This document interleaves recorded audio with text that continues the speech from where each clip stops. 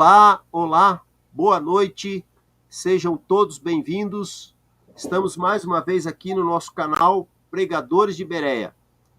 Você que tem nos acompanhado, hoje nós vamos dar continuidade sobre o princípio de hermenêutica, que nos vem como uma ferramenta para que nós possamos interpretar a Bíblia. E o assunto que nós temos tratado, já começamos semana passada, é sobre o dízimo. Um assunto tão polêmico, um assunto que muitas vezes, muita gente, por muitos e muitos anos, muitas vezes estão debaixo aí de um ensino que muitas vezes não é colocado à luz das Escrituras. Será que nós devemos ter o entendimento do dízimo via Antigo Testamento? O dízimo é antes da lei? E de fato veio pela lei de Moisés, como um mandamento de Deus, e depois ali, como muitos usam, o texto de Malaquias, o principal texto, como podereis roubar a Deus? Tudo isso nós temos colocado aqui, trago para você princípios de hermenêutica para nós interpretarmos a Bíblia. E vamos estar colocando hoje, dando continuidade a esse assunto. E você que está conosco, convide mais pessoas, deixe o teu like, faça o comentário, como é que você vê tudo isso? Porque é importante deixar que a Bíblia interprete a Bíblia. E muitas vezes nós, de uma maneira equivocada, recebemos um evangelho muito torcido. E isso tem sido algo muito polêmico, mexer com dinheiro.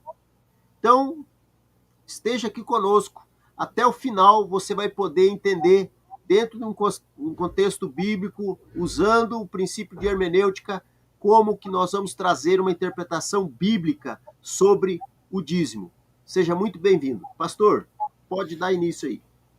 Boa noite a todos, que Deus possa abençoar a sua vida. Na última live nós adentramos no quarto princípio de hermenêutica. Nós falamos sobre a questão de interpretarmos a Bíblia dentro de uma análise de qual época ou dispensação foi ordenado um mandamento ou um ensino, e a quem foi dirigido tal mandamento. E dentro desse princípio, nós estamos abordando o tema dízimo, que nós iniciamos na última ministração, e nós temos aproveitado de uma forma bem intensa os princípios de hermenêutica, tentando explicar cada princípio de uma maneira mais profunda, para que a gente possa, dentro do contexto hermenêutico, fazer uso daquele princípio de uma maneira bem sábia. Então, dentro desse princípio, analisar em qual época ou dispensação foi ordenado tal mandamento, nós estamos aqui agora numa demanda sobre dízimo. Porque esse princípio nos questiona o seguinte: o dízimo ele tem uma ordenança veterotestamentária ou neotestamentária? Então, se nós estamos analisando esse princípio de hermenêutica, nós precisamos saber nos posicionar para entender se tal assunto, tal tema, tal passagem bíblica, ela é para nós um tema, um assunto neotestamentário. Então, dentro do princípio da hermenêutica, muitas vezes nós caímos no equívoco de pegar passagens do Velho Testamento que dizem respeito muitas vezes a Israel e trazer para a nossa realidade. E não fazer uma aplicação de uma maneira correta, biblicamente e hermeneuticamente. Por isso que nós estamos apresentando o tema dízimo como um tema que nós precisamos analisar se está dentro de um contexto neotestamentário ou não. Então, o dízimo é um aspecto dentro desse princípio de hermenêutica que nós precisamos analisar com muito cuidado, porque existem várias outras situações que a gente traz para um contexto neotestamentário e, no caso, é algo que se aplica ao Velho Testamento. Então, na ministração passada, nós falamos um pouco já sobre isso, para que você tenha um pouco mais de respaldo, você pode ir na live passada, da última segunda, para não ser repetitivo, nós já falamos algumas coisas sobre o tema, então, desse quarto princípio. Nós havíamos lido o texto de Malaquias na última segunda-feira. Então, quando nós falamos sobre dízimo, nós estamos entrando em um assunto profundo que tem sido alvo hoje de muitas polêmicas. Eu diria que grande parte das pessoas que hoje em dia dizem assim: eu tenho reserva com a igreja, eu tenho dificuldade em frequentar uma igreja, seja evangélica, às vezes até igreja católica ou de outras denominações. Sempre as pessoas dizem o seguinte: para ir em determinado local, em determinada igreja, é um local que fala-se muito de dinheiro, se pede muito dinheiro, muita situação de constrangimento, muita manipulação. Então, essa fala é muito comum. E, às vezes, até líderes religiosos, pastores, eu me incluo nisso, eu creio que o Gilberto também, muitas vezes nós somos simplistas no tema. E muitas vezes, quando nós vamos analisar sobre esse tema dízimo, nós restringimos o assunto a Malaquias. Só que existe um fundo histórico, um contexto cultural muito mais profundo que nós precisamos analisar de uma maneira mais com profundidade, porque, do contrário, o que acontece são os equívocos doutrinários que nós vamos falar sobre isso no futuro, os erros e as interpretações equivocadas, que muitas vezes servem como que escândalos. Ah, deixa eu dizer algo. O ano passado, eu estava conversando com uma pessoa cristã e ela me disse que convidou um amigo que não era convertido para ir numa determinada igreja evangélica aqui em Belo Horizonte. E nesse convite a pessoa foi, ela levou o convidado na igreja e ela estava me contando que o rapaz não era um rapaz convertido, ela tinha a expectativa que ele fosse na igreja com o intuito que ele ouvisse a palavra de Deus, mas esse rapaz chegando na igreja, no momento dos dízimos e de ofertas, ela me relatando que houve um constrangimento tão grande, porque eram tantas máquinas para que você pudesse fazer doação e tantas tipos de PIX, de cartão de crédito, cartão de débito e vários tipos de banco, uma coisa tão forte que, segundo ela, o rapaz saiu da igreja escandalizado. E ela também muito constrangida por ter o levado naquela denominação, naquela igreja, com o intuito que ele ouvisse a palavra, mas houve um constrangimento. Então, existem inúmeras situações hoje que nós poderíamos dizer que é grande o número de pessoas que hoje têm tido um desânimo, uma dificuldade, um descrédito em frequentar uma igreja evangélica ou de qualquer denominação, porque existem muitas coisas relacionadas a essa questão do dízimo, que hoje nós queremos começar a adentrar e nós queremos fazer uma leitura acurada, nós queremos ir além de Malaquias e explicar um pouco sobre o dízimo. Provavelmente nós não vamos conseguir falar tudo nessa live hoje, porque nós queremos ser o mais completo possível, porque mesmo quando você vai para a internet, você faz uma pesquisa e você coloca dízimo, e você tem ali algum preletor, um pastor, algum teólogo explicando, eu confesso que na maioria das vezes que eu já ouvi, e não são poucas, muitas vezes são superficiais, e poucas que são profundas e tem o interesse de fazer uma explicação exegética e hermenêutica da maneira mais bíblica possível. Então, nós queremos a dizer a primeira coisa antes de nós irmos para Malaquias. Nós já lemos Malaquias, mas antes até da gente continuar a leitura de Malaquias, é preciso que a gente vá para as Escrituras e veja a primeira vez que é mencionado o tema dízimo nas Escrituras. Porque sempre as pessoas dizem assim: não, mas Abraão já teve uma situação que teve dízimo, Jacó a mesma coisa. Então são argumentos que são usados, mas muitas vezes as pessoas falam de Malaquias, depois elas citam Abraão, que deu o dízimo, a Melquisedeque, e depois elas citam também Jacó. E vão para Malaquias, na maioria das vezes, e fazem uma interpretação de Malaquias muito superficial, como já foi o meu caso no passado. Eu confesso que nunca fiz nenhum tipo de manipulação, vamos dizer, no passado, exageradamente, mas... Apelativa, né? Oi? Apelativa. Apelativa, mas eu já ensinei dízimo, eu creio, com a luz que eu tenho hoje nas Escrituras, de uma maneira equivocada em vários pontos, em alguns pontos.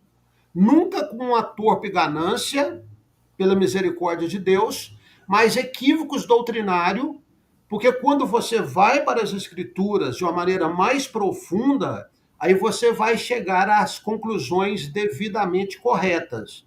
E às vezes eu mesmo não entendo como que eu no passado não fazia uma leitura mais profunda sobre esse tema. Haja visto a penetração e a importância dele.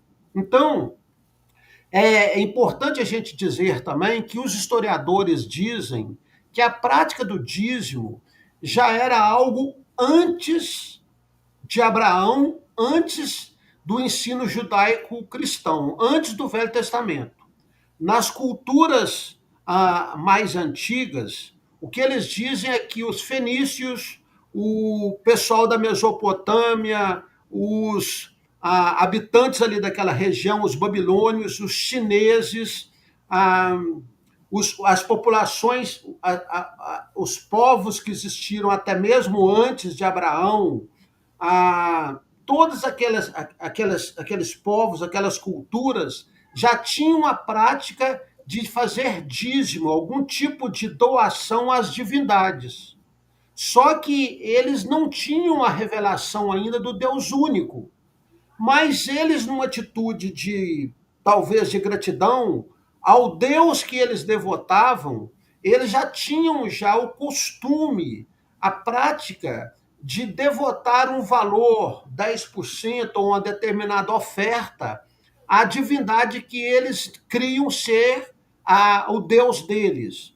Então, se você pegar os fenícios, os egípcios, os cartagineses, os sumérios,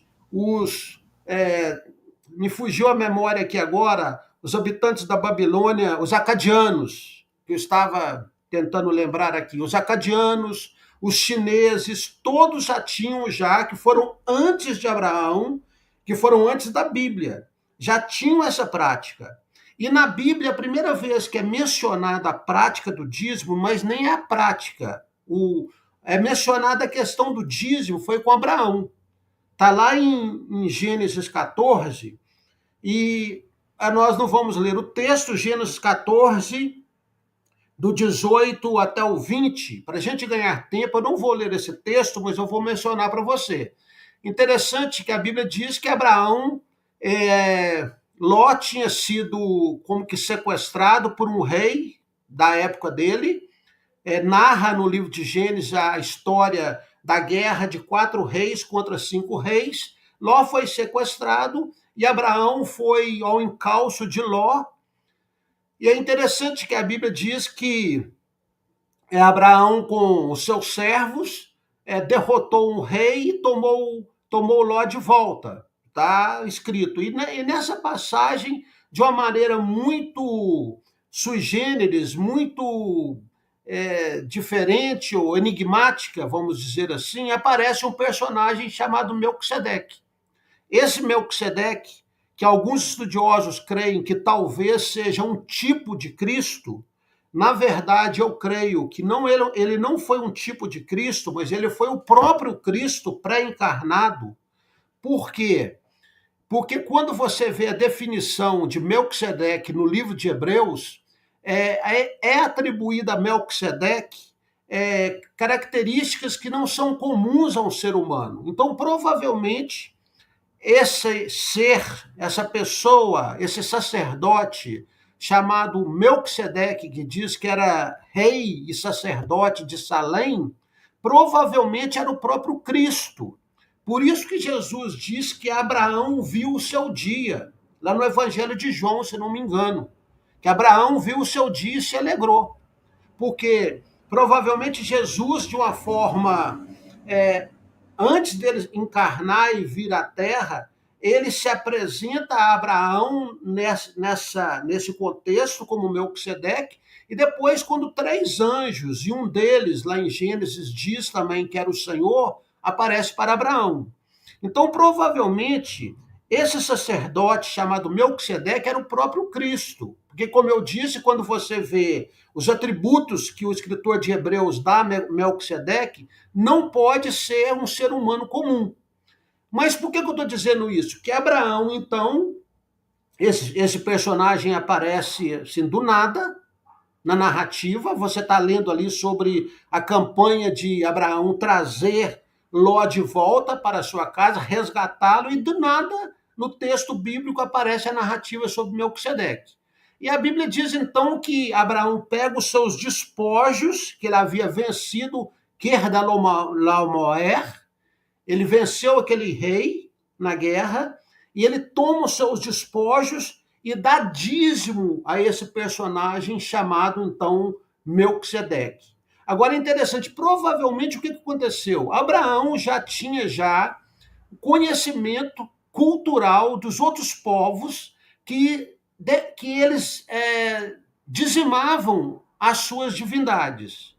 Provavelmente Abraão reconheceu que esse sacerdote era um ser divino, e então ele pega os despojos e dá parte do despojo dízimo a esse sacerdote, que, no meu ponto de vista, na minha opinião, é o próprio Cristo.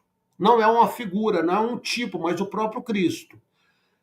Interessante notar que aqui só está dizendo o seguinte: uma prática ele doou ao próprio Deus, ao próprio sacerdote Melquisedeque. Foi doado, então, dízimo para Melquisedeque. Abraão fez isso. Ele fez.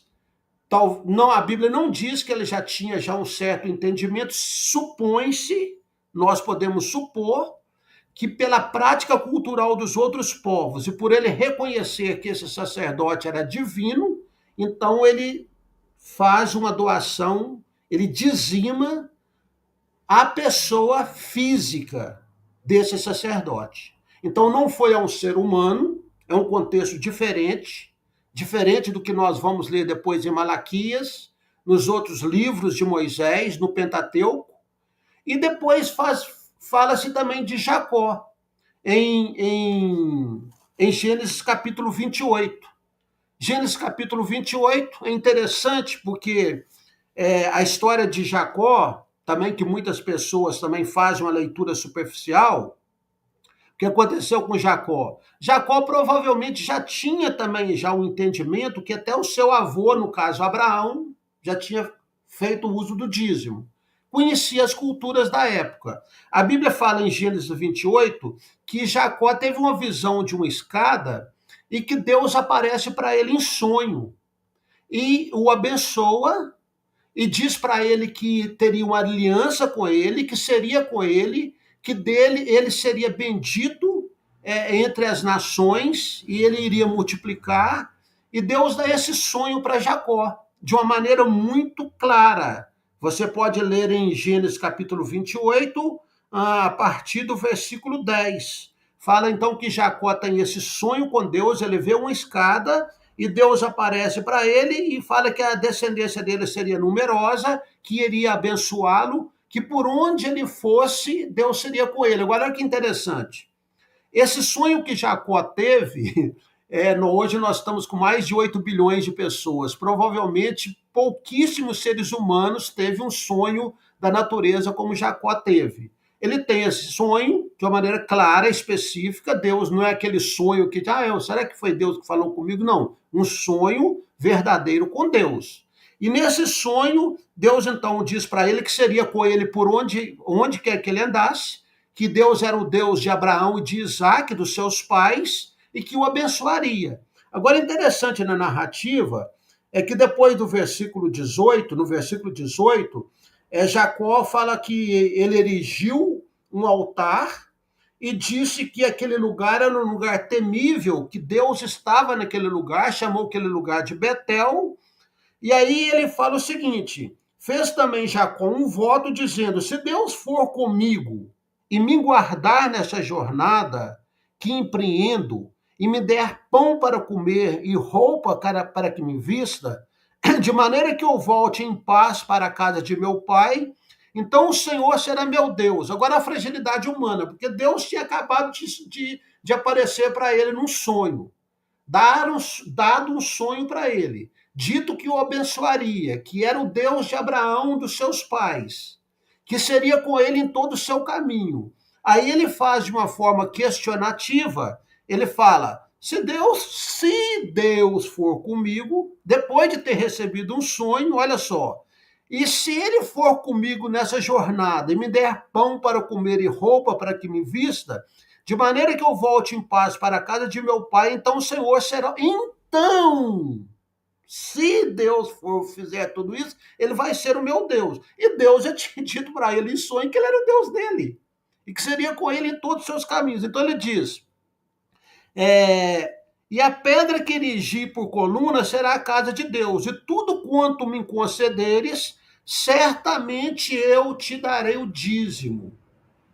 Agora, Jacó faz uma promessa.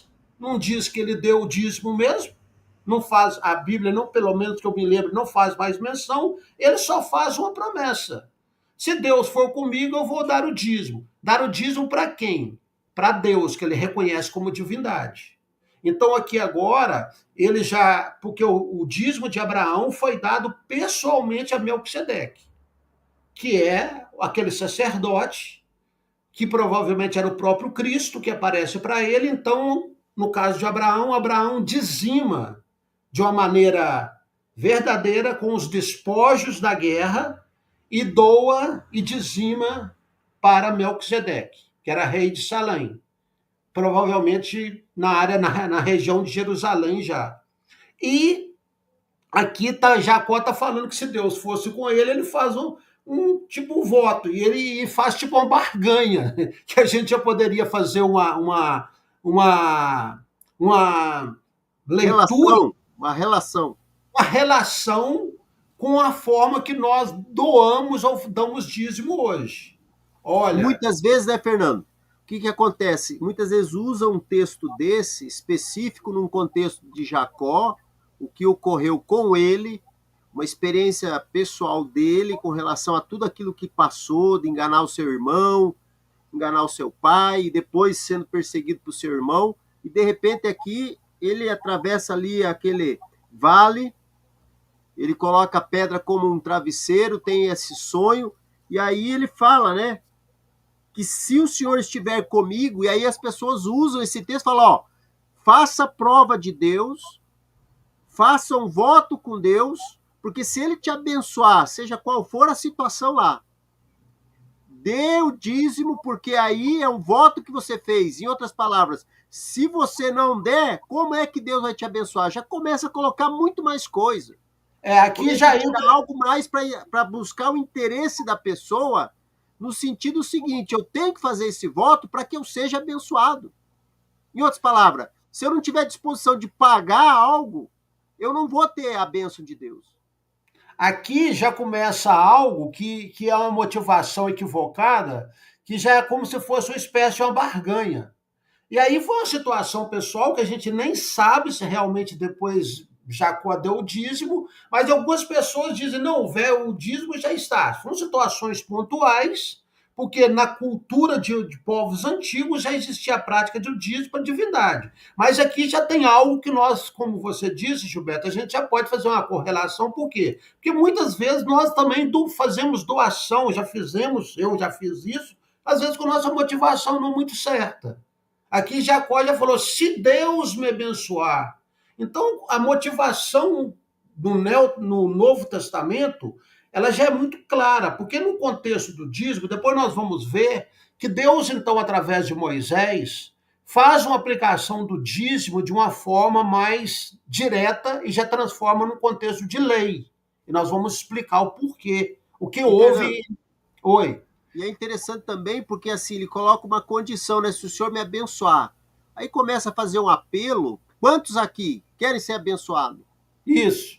Quem não quer ser abençoado? Não, mas já uma reflexão inicial para nós, para ver nossa motivação, né, Gilberto? Porém, para você ser abençoado, você tem que agir na fé, irmão. Jacó teve fé. Ele fez um voto, ele colocou uma promessa e creu.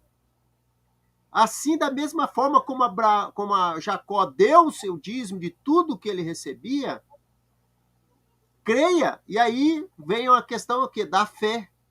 Né? Você tem que tomar uma iniciativa, fazer um voto, e aí já vem depois um outro versículo ligando a esse. Ai daquele que faz o voto e não cumpre, é tolo. E aí vai ligando um versículo após outro para deixar a pessoa debaixo de uma condenação se ela não der. Ai daquele que é tolo, que faz um voto com Deus e não cumpre. Mas foi uma coisa específica para Jacó. Claro que depois você vai trazer aqui a relação com relação quando chega Moisés, aí tem todo um contexto do qual Deus mostra para Moisés a importância e o porquê de dar um dízimo e para quem seria aquele dízimo. Tudo isso tem uma razão. Aqui nós já vemos que a raiz do dízimo aqui, no contexto de Jacó, já foi uma questão de uma condicionalidade que ele impôs, que na verdade não foi uma motivação tão correta. Mas isso já é uma relação que a gente faz. A gente só está citando esses dois casos no livro de Gênesis, que são as menções que são feitas ao dízimo antes da lei, antes de Moisés. São essas duas situações, e que aqui são exemplos, e mais que, na verdade, se transforma numa lei e numa coisa doutrinária a partir de Moisés. Mas são os exemplos que são dados. E que, às vezes, as pessoas querem dizer que o dízimo ele tem a validade no Novo Testamento, porque já começa ali e tal, mas são situações específicas e pontuais. Agora, é importante a gente ressaltar que existe, quando Moisés, então, estabelece o dízimo na lei, na Torá, e Deus ele dá os princípios, nós vamos ver que é muito mais profundo que o texto de Malaquias. O texto de Malaquias é muito superficial, há um contexto cultural e histórico por trás de tudo que foi escrito por Malaquias. E nós vamos tentar, com a graça de Deus, esmiuçar um pouco do porquê que Deus fala o que ele falou em Malaquias, e que a gente lê de uma maneira superficial.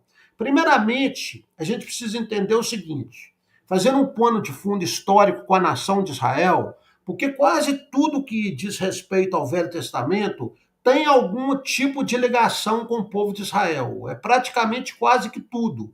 Então, quando a gente lê o Velho Testamento, é impossível que a gente não leia ou que a gente não faça uma hermenêutica correta do ponto de vista que Israel é o centro, o povo judeu, Deus está lidando com a nação de uma maneira teocrática.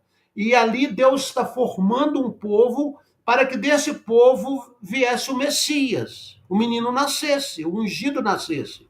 Agora, qual que é o pano de fundo histórico para a gente entender por que chegou ali naquele ponto de Malaquias, que a gente lê de uma maneira muito superficial? Primeiro, nós sabemos que por volta de 586, depois que o primeiro templo havia sido construído por Davi e mais especificamente por Salomão, por volta do ano 1900 e pouco, Salomão constrói o templo suntuoso que Salomão construiu. Por volta do ano 586, Nabucodonosor vem e destrói esse templo. E o povo de Israel, os judeus, na verdade, mais especificamente a tribo de Judá e de Benjamim, porque as 10 tribos do norte já tinham sido invadidas por Senaqueribe, pelos assírios, e eles já tinham sido dispersos também para a região da Babilônia. O que acontece? Em 586, vem Nabucodonosor e destrói o templo. E aí o povo judeu fica 70 anos cativos em Babilônia, que Jeremias profetiza. 70 anos de cativeiro. Isso por volta do ano 586. Há uma leva de judeus que são levados ali para Babilônia, e existe todo um contexto que até mesmo Daniel e o grande parte do povo é levado para Babilônia. E o que acontece? Então o templo é praticamente destruído no ano 586. Aí o que vai acontecer? Nesse período, depois existe o rei Ciro, Dario, o Império Medo-Persa, e o próprio Dario que Deus usa para que depois desses 70 anos, quando é cumprido esse tempo de 70 anos, Deus profetiza que, através de Daniel, e usa os profetas, principalmente os profetas menores, para dizer que é chegado o tempo para que eles retornem para Jerusalém e reconstruam o templo. E Esdras e Neemias são os dois personagens mais usados para que o segundo templo fosse reconstruído. Esdras está mais responsável com a reconstrução do templo e Neemias está mais responsável pela reedificação da cidade, das muralhas que haviam sido destruídas. Então, por volta, eu tenho anotado aqui as datas, por volta mais ou menos do ano 460 e 440 antes de Cristo, 460 a 440 antes de Cristo, Esdras e Neemias é escrito o livro dos dois, e eles começam então o processo de reconstruir o templo. O antigo templo de Salomão havia sido destruído por Nabucodonosor. Depois dos 70 anos que eles ficam cativos na Babilônia, eles retornam. Ciro foi até um governante usado por Deus para que esse retorno acontecesse. E então Esdras e Neemias faz todo esse trabalho da reconstrução, e aí o templo, ainda que com menor recurso, menor suntuosidade do que o primeiro, ele é reconstruído. Se você for para o livro de Neemias, no capítulo 12, nós não vamos ler aqui agora, para a gente ganhar tempo, Neemias 12, do 43 ao 47, você vai ver que o templo ele já foi restaurado, e que já Neemias conseguiu estabelecer novamente ali no templo os turnos de sacerdotes e de levitas, que Salomão havia feito funcionar na época dele, mas que tinha perdido já por causa da diáspora, da destruição. Os sacerdotes e os levitas já não estavam mais fazendo o papel deles. Então, Neemias consegue fazer com que os sacerdotes e os levitas voltassem para o templo e oficializassem no templo. E é interessante porque Ageu também, no livro dele, Ageu foi um livro escrito antes que o templo fosse reconstruído.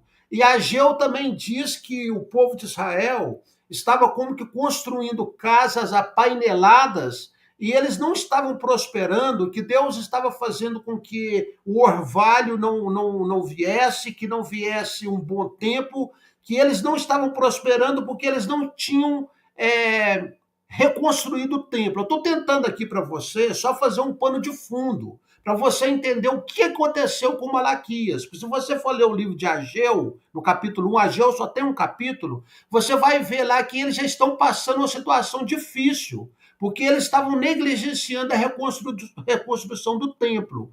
Mas se você vê, Ageu profetiza sobre isso, um momento antes do templo ser reconstruído, e depois vem Esdras e Neemias, e Esdras consegue fazer com que o sacerdócio continue sendo restituído. Mas se você depois ler em Neemias 13, do 10 ao 14, você vai perceber que os levitas e os sacerdotes, eles já estavam como que sendo esquecidos. À medida que o tempo foi passando, os levitas e os sacerdotes começaram a ser esquecidos. Então, quando Malaquias escreveu o livro dele, Malaquias escreveu o livro dele em 430. Isso é uma data importante para você. Malaquias escreveu o livro dele aproximadamente no ano 430. O que isso significa? Isso significa que Esdras e Neemias já tinham vindo, para você fazer um pano de fundo para entender Malaquias. Por isso que a gente faz uma leitura muito superficial e a gente fala tanta bobagem sobre o dízimo.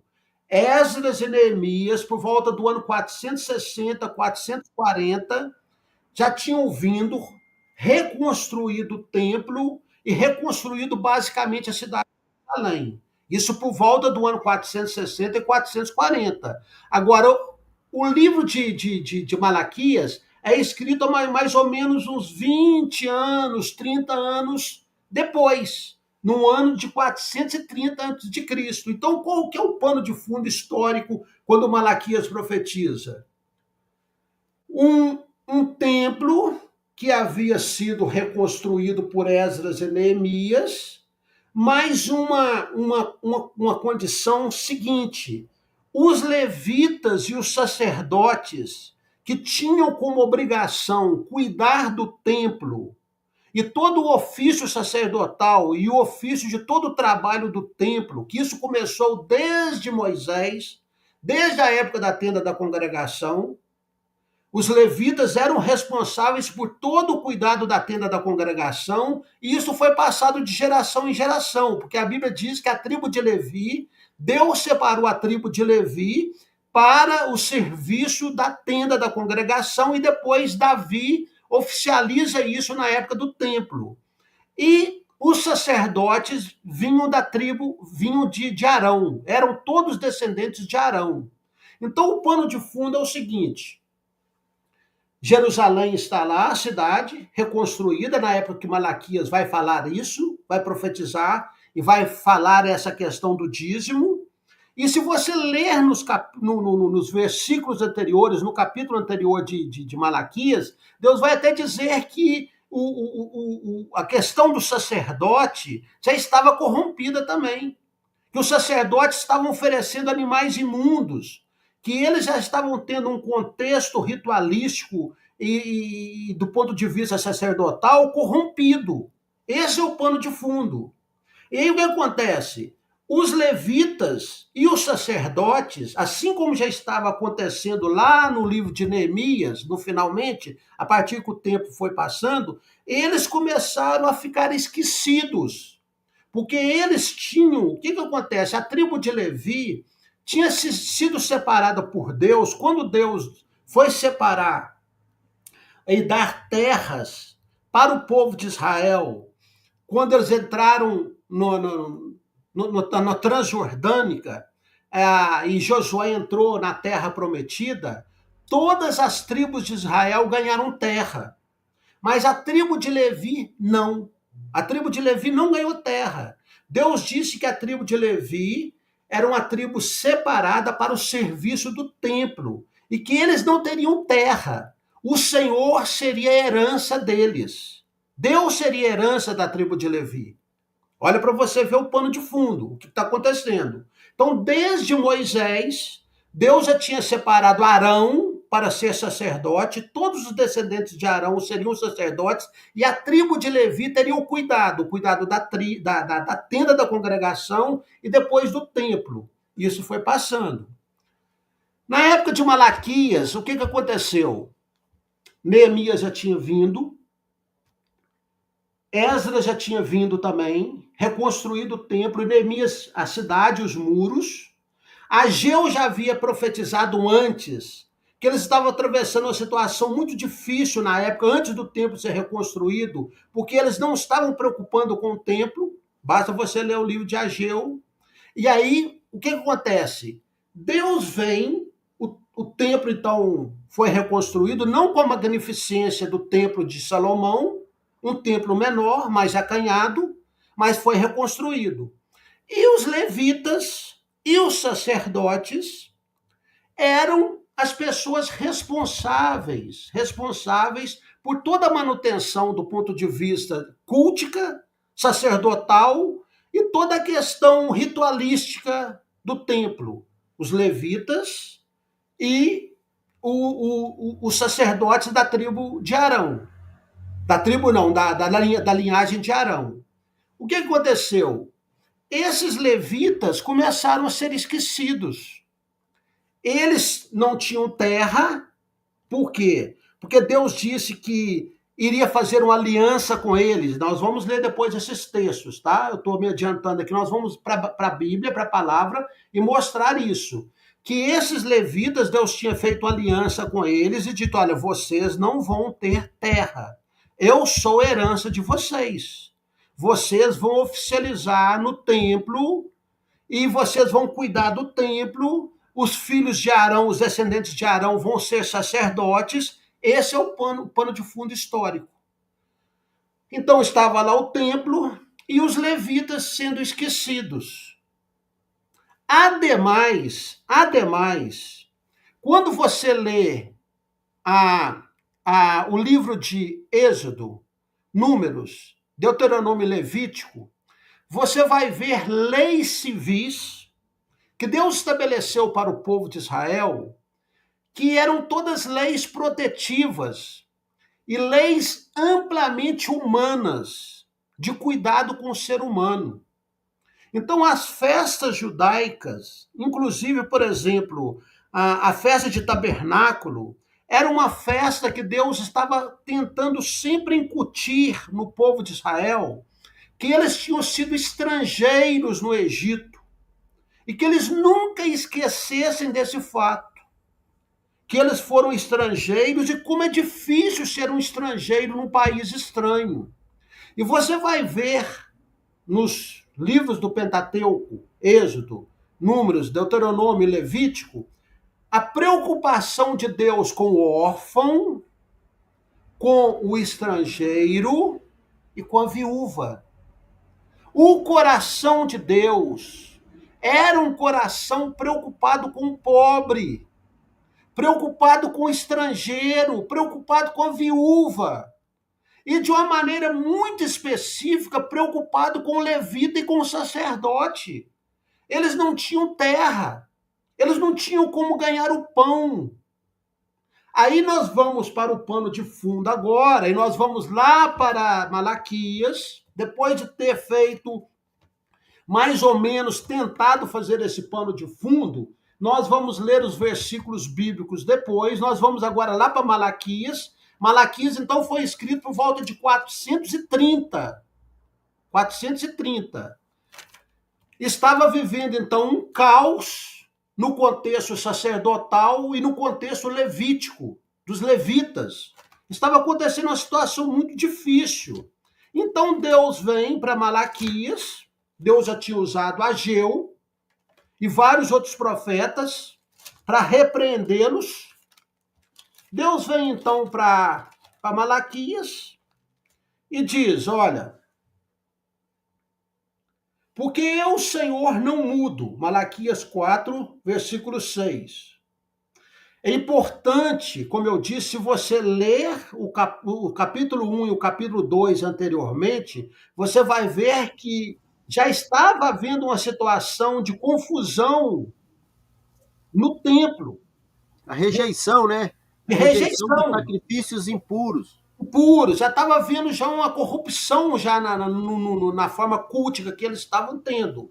Aí você vem então aqui para Malaquias e diz, porque o Senhor não mudo, por isso vós, ó filhos de Jacó, não sois consumidos. Então é importante sempre quando nós vamos estudar qualquer assunto, o que nós temos falado nas nossas lives? Você deve estudar o contexto, não pegar versículo isolado.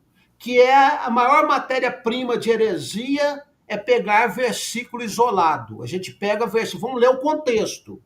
Desde os dias de vossos pais, vos desviastes dos meus estatutos. Olha só o que Deus está dizendo. Quais estatutos? O cuidado que deveria ter, que Israel foi instruído no Pentateuco várias vezes, com a viúva, com o estrangeiro, com o pobre. O cuidado que deveria ter com o órfão, a viúva, o estrangeiro, o pobre. Ó, vocês desviaram dos meus estatutos. Olha Deus falando aqui, ó. O cuidado que vocês deveriam ter com o levita, porque o levita não tem porção, eles não têm herança, eles não têm terra. Se eles não estão recebendo dízimo e oferta, que era a forma que Deus tinha estabelecido, e nós vamos ver isso depois, como que eles vão sobreviver? Como que o estrangeiro, como que a viúva, como que o órfão vai viver se vocês começarem a negligenciar os dízimos e as ofertas? Agora vamos continuar. E não os guardastes. Tornai-vos para mim, e eu me tornarei para vós outros, diz o Senhor dos Exércitos. Mas vós dizeis, em que havemos de tornar? Então era quando Deus disse isso, mas vocês estão dizendo em que havemos de tornar? Existia da parte deles aqui uma hipocrisia, porque eles já estavam dizendo isso, e Deus então, de uma maneira soberana, e Deus é um Deus que tudo sabe, ele já dizia, olha, vocês estão dizendo em que nós temos que tornar para o Senhor? Retornar em que sentido? Aí Deus diz, roubará o homem a Deus? Todavia vós me roubais e dizeis, em que te roubamos? E Deus diz, nos dízimos e nas ofertas. Agora, deixa eu te perguntar uma coisa. Esse aqui é um texto que toda hora a gente vê pessoas dizendo, tem como você roubar a Deus? Se nós formos fazer uma interpretação só desse versículo, o que é isso aqui, esse versículo 8 diz? Isso aqui é uma figura de linguagem, gente. Quando Deus diz, roubará o homem a Deus, todavia vós me roubais e dizeis, em quem te roubamos? Deus está usando aqui uma figura de linguagem, porque é impossível você roubar a Deus. O que Deus está querendo dizer? Porque a Bíblia não diz que Deus é o dono do ouro e da prata, de tudo que existe. Ele é o criador do céu, do universo. Deus criou todas as coisas. Tem como roubar a Deus? Porque a gente vê muitas mensagens onde as pessoas dizem, olha, se você não der o dízimo, você está roubando a Deus. Gente, isso aqui é uma figura de linguagem. Deus só está querendo dizer o seguinte, olha, na prática de você não doar o seu dízimo, é como se você estivesse fazendo uma maldade com alguém, com o próprio ser humano, porque Deus não precisa de dinheiro. Nós precisamos entender o que está por trás aqui. Deus nunca, não tem como ninguém roubar a Deus, porque tudo pertence. Como disse Paulo lá nas suas epístolas, quem primeiro deu a ele alguma coisa para que possa receber. Porque por ele, para ele, por ele são todas as coisas. Então isso aqui é só uma figura de linguagem. Não tem como você roubar Deus, mas Deus de uma maneira, vamos dizer aqui, isso aqui é uma hipérbole. Um tipo de figura de linguagem, um hipérbole, um exagero que Deus está usando para como que chamar a atenção da desobediência do povo de Israel, que tinha sido instruído principalmente na Torá, que nós vamos ler os textos com calma, que agora nós estamos só falando, mas nós precisamos ir para a Bíblia para que você fique convencido disso, do que eu estou dizendo, que eu não estou inventando. É a Bíblia que diz, nós já vamos já para as Escrituras, e nós vamos ver tudo isso que eu estou falando. Isso aqui é tipo uma hipérbole, uma figura de linguagem, para expressar uma atitude de desobediência que o povo de Jerusalém estava tendo. Um total desprezo por uma situação que ainda existia. Então, nós falamos no início que nós estamos vendo aqui uma passagem da hermenêutica, que é analisar qual que é a dispensação. O que é uma dispensação?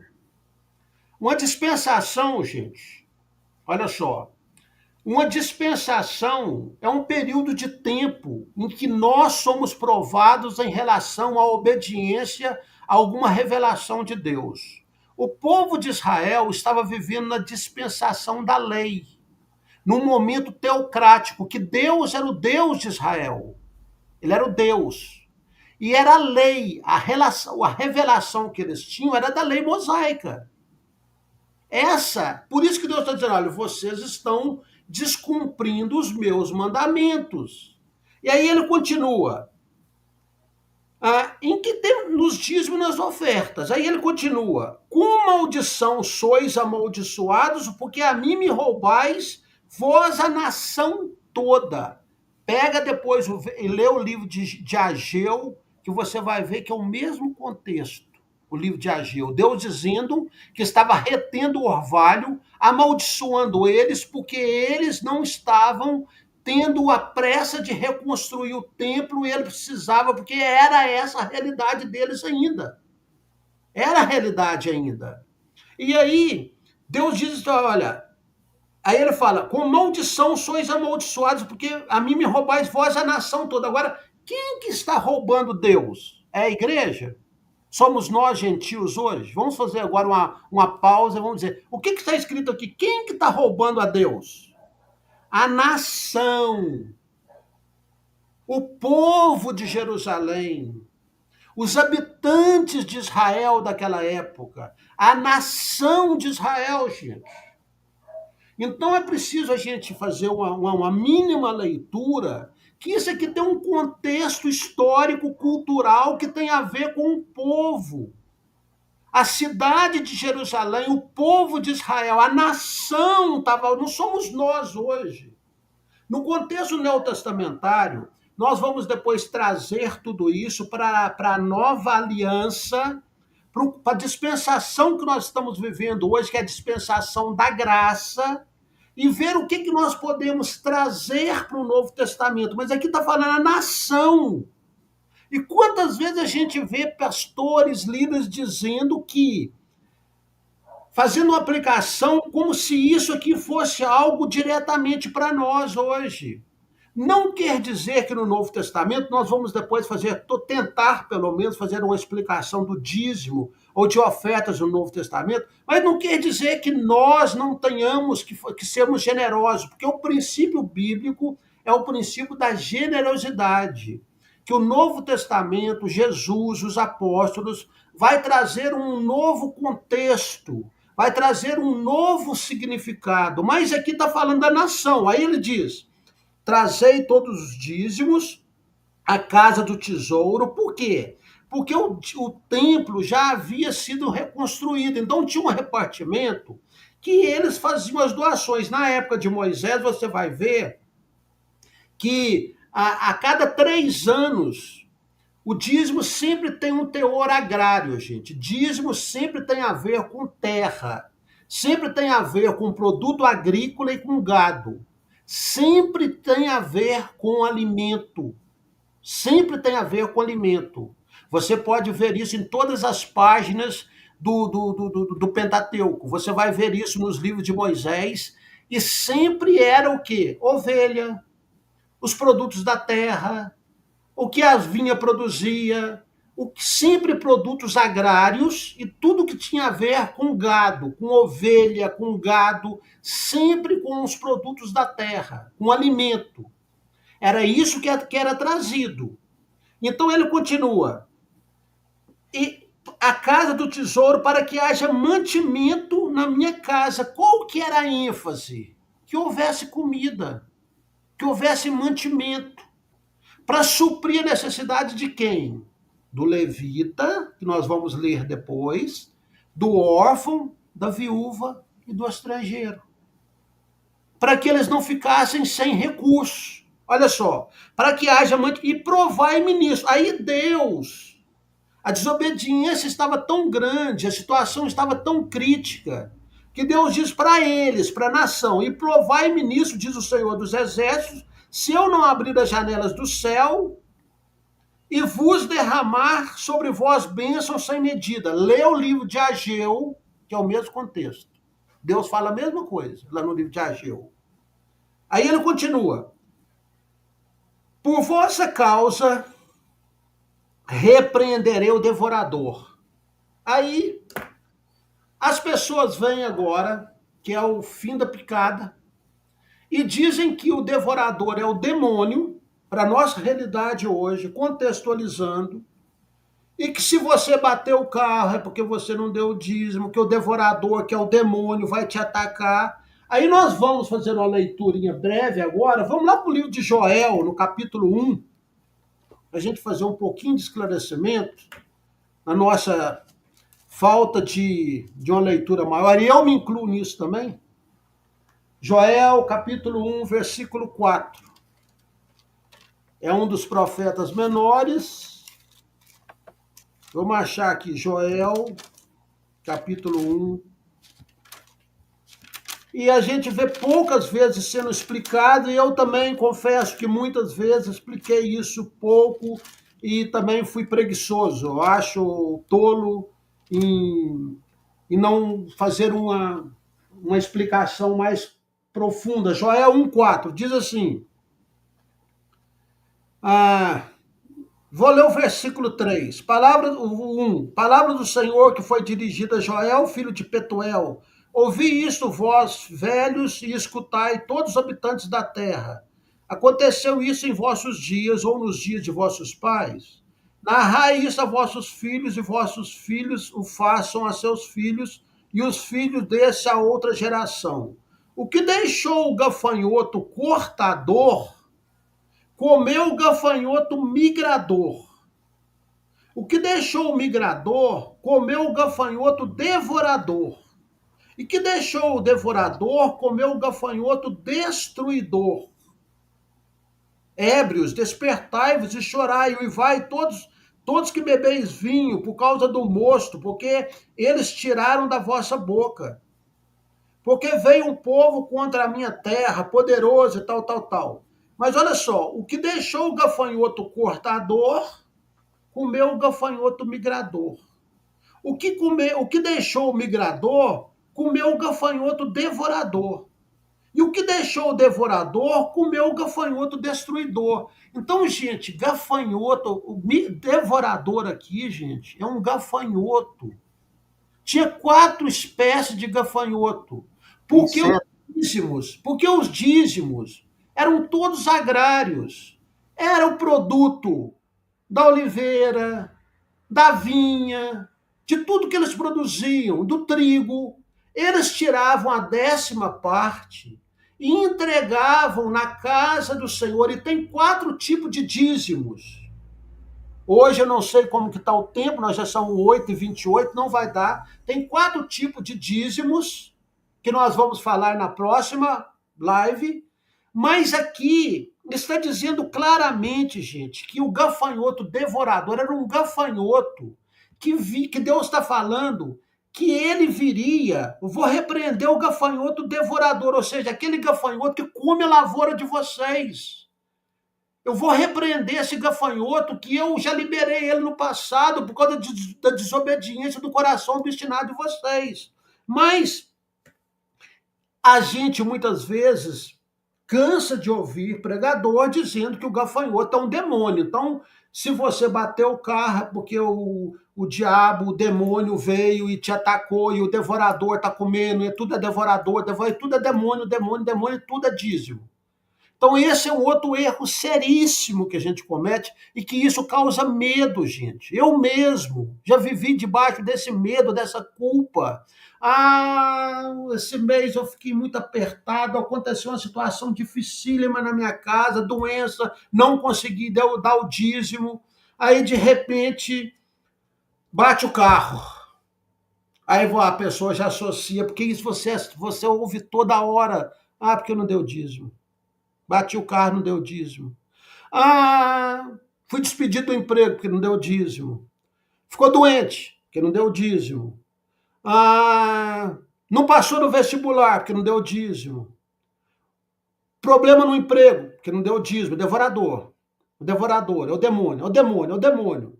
E aí, gente, fica tudo errado. Tá tudo errado. Sabe por quê? Porque Deus vem no Novo Testamento, e mesmo no Velho Testamento, e a Bíblia diz que Deus olha para um coração contrito e quebrantado. Não é barganha. Aí já tem já um erro gravíssimo que nós cometemos. Por quê? Aí eu vou continuar a leitura aqui. Por repreender o devorador, que é um gafanhoto, para que não consuma o fruto. Olha que a explicação aqui, para não consuma o fruto da terra. Para que esse gafanhoto não destrua as lavouras, as plantações de vocês. A vossa vide, está falando aqui da videira, ó, da uva. No campo não ficará estéril, porque no gafanhoto não vai vir. Não vai vir gafanhoto para comer. Não tem nada a ver com demônio. Diz o Senhor dos Exércitos: todas as nações vos chamarão felizes, porque vós sereis uma terra deleitosa, diz o Senhor dos Exércitos. Então aqui está falando, gente, que é a nação de Israel. O contexto de todo o pano de fundo histórico tem a ver com Israel. Então, esse devorador aqui não é demônio, não é Deus que vai te amaldiçoar, não é Deus te castigando. Nós estamos aqui sujeitos às intempéries da vida. Nós estamos num mundo caído, gente. Então, o problema do dízimo é a questão da manipulação, sabe, os exageros. Quantas pessoas que dão dízimo por medo? Não é porque estão com o coração grato. E aqui nós já estamos fazendo uma grande correção que precisa ser feita nesse assunto, que é o seguinte: você pode até estar mesmo na nova aliança e você dar o dízimo, você tem que fazer não por medo, não por troca, não por barganha, mas por gratidão. Não é por medo. Então aqui Deus faz uma repreensão severa aos moradores de Jerusalém, ao povo de Jerusalém, à nação, ao povo de Jerusalém, para que eles trouxessem o dízimo. Por quê?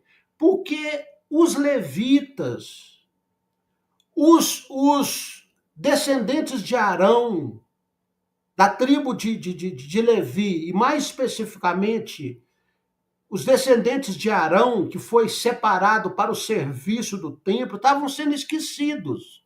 O pobre também, o coração de Deus sempre com o pobre, com o órfão, a viúva e o estrangeiro. Na próxima live, nós vamos entrar nos 4 tipos de dízimos que existiam e nós vamos começar a ler as passagens bíblicas que mostram todo esse pano de fundo que eu disse para vocês hoje.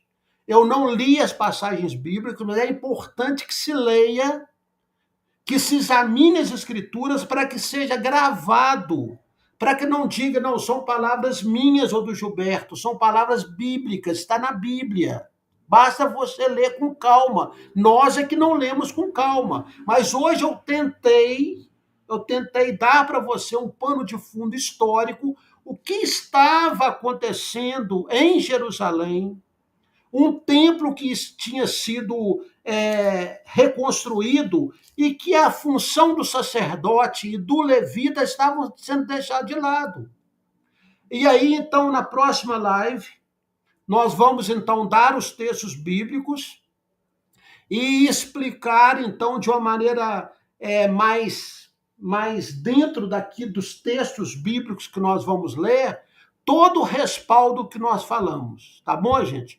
Hoje nós já estamos com o nosso tempo avançado. Espero que o texto de Malaquias, pelo menos esse texto, já tenha explicado para você um pouco, para que fique claro que é a nação de Israel, é um contexto judaico. Na próxima live, com a graça de Deus, então, vamos entrar nos textos bíblicos e fazer uma explicação mais pormenorizada de todos os textos que nós vamos ler, tá? Passar a palavra para vocês, Gilberto. E é interessante que quando você vai ler lá, principalmente lá no Pentateuco, onde Moisés estipula ali e recebe como uma orientação e dar essa orientação para o povo sobre a questão do dízimo. É muito interessante que tem partes, e você vai poder ver isso semana que vem, não percam, que fala que algum dos dízimos, Deus inclusive fala que as famílias que estavam em necessidade pegassem esses dízimos e fossem para suas casas E poderem comece. comer, poderem 4 comer, tipos de dízimo. entende? E isso hoje não se fala sobre isso, se é para aplicar literalmente o que foi uma direção para Israel e por que Deus deu aquela direção, como já foi explicado um pano de fundo aqui, a questão dos levitas que não tinham herança, né, do órfão, da viúva, do estrangeiro, e você vai ver o cuidado de Deus com aquele menos, o mais necessitado, na verdade. Menos favorecido. Menos favorecido. E Deus fala e lembra destes. Inclusive, aqui mesmo, lá em Malaquias, no capítulo 2, ele vai falando sobre isso, porque vocês esqueceram do órfão, da viúva, e vocês estavam o quê? Negligenciando o cuidado das pessoas. E hoje parece que é o contrário, e você vai ver a relação que isso chega na prática. As pessoas que mais precisam não são assistidas, e parece que simplesmente se pede em detrimento de você ser abençoado, como uma barganha, como nós ali falamos, naquele contexto lá, por exemplo, de Jacó. Então, gente, não percam semana que vem, nós vamos entrar em vários textos do Pentateuco, ordenanças de Moisés, quatro tipos de dízimos, né? 4 ou 5. E aí você vai ver os contextos, o porquê, para quem e qual o motivo. Porque isso é muito importante, você entender a motivação do coração de Deus. E ele estava falando para que os líderes, para que Moisés desse ali como lei, e eles estavam debaixo daquela lei de mandamentos, e havia um propósito para aquilo. Então não percam semana que vem. Obrigado vocês que participaram. Hoje nós tivemos aqui, pastor Fernando, só para você saber, a participação nos comentários do Daniel Costa, falando algumas coisas, eu postei aqui, e vai ficar registrado ali no canal. Isso é importante, a tua participação. É importante que leiamos os textos, acompanhamos junto, biblicamente, o que está escrito e o que está neste contexto. Qual a dispensação? Qual que é, de fato, o momento e por que foi colocado aquilo ali, tá bom? Então, semana que vem, estamos aqui, se Deus nos permitir.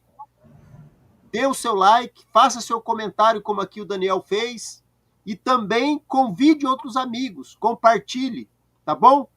E nos vemos semana que vem. Que Deus abençoe e até mais. Amém. Deus abençoe a todos.